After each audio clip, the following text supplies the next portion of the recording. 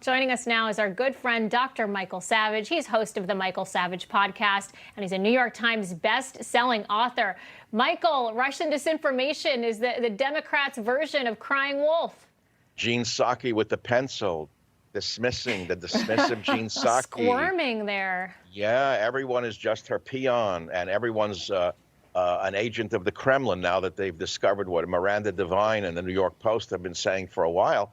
But of course, that the gray lady, New York Times has suddenly confirmed that the crack son, the first crack son, and his abandoned laptop actually was truthfully real. It's terrible. It's a horrible story. Basically, she's saying it's sort of he was the bag man for Joe, the big guy.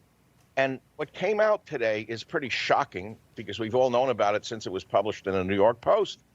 We have to go back and remember it. I mean, otherwise people will forget it. The fact is that Putin reacted the last time the Democrats were in power and meddling in Ukraine. What he did was he invaded Crimea in 2014. Now, what happened a few weeks later? We all have to remember.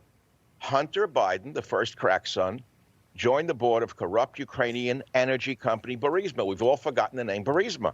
And who owns Burisma? Everyone's forgotten that. It's a Moscow-aligned oligarch, Mykola Zlochevsky, who paid then Vice President Joe Biden's crack-addicted son $83,000 a month. But it gets even more interesting. Hunter Biden, the son of the first president, the president, had multiple connections to Russian oligarchs in Putin's inner sanctum. Have we all forgotten this? So this connection between Hunter and Russian oligarchs, now buried in the rubble of war, the fact that the laptop was not Russian disinformation, but actually real, and that anybody who now is not sufficiently hawkish about bombing Moscow, like many of us are not so hawkish about bombing Moscow, we're now being called agents of the Kremlin.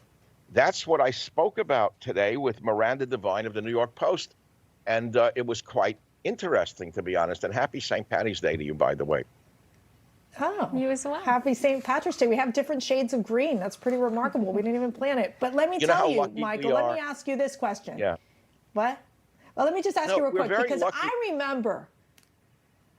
I remember in 2020 during the election that any time I would do press to talk about Hunter Biden and his laptop, and I was working for the Trump campaign, I was told that that was fake, that we could not bring it up, that it would really, I've never seen the media so trying to defend Hunter Biden and President Biden because of this laptop. Remember, Twitter suspended the New York Post account. I mean, it was a disaster. That was during the second presidential debate in Nashville. Remember, nobody wanted to talk about it. That's right. That's right. It wasn't even happening. Well, I mean, so should the media apologize? I mean, should New York Times and all these other left-wing media outlets come out and apologize and say we got it wrong, that the real Russia hoax has to deal with Hunter Biden?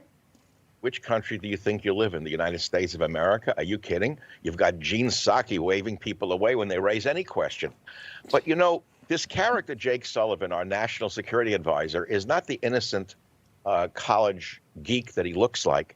He actually worked with Hillary Clinton to cripple Donald Trump's term by accusing Trump of colluding with Putin to rig the election.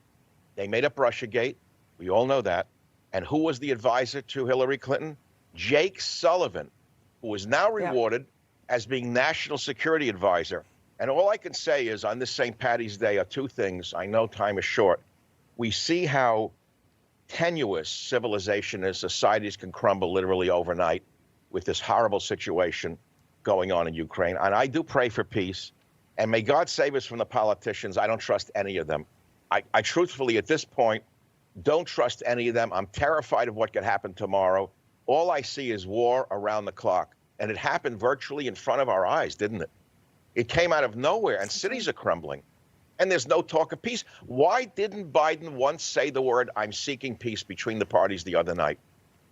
Well, you know what it is that they really are failing on the diplomatic efforts. And it's sad to watch that should have been the first move that NATO and President Biden should have been involved in, to take on Putin, sit him down, and get with the Ukrainian government and make it happen. Michael Savage, unfortunately, We'll have to leave it there, as you know, but we appreciate you so much. Thanks for being with us on this St. Patrick's Day. Thanks for having me, the Gene Psaki pen. Bye-bye. Happy St. Patty's Night. Nicely done. Yeah, the pen. That's our new See you motto. later, Michael.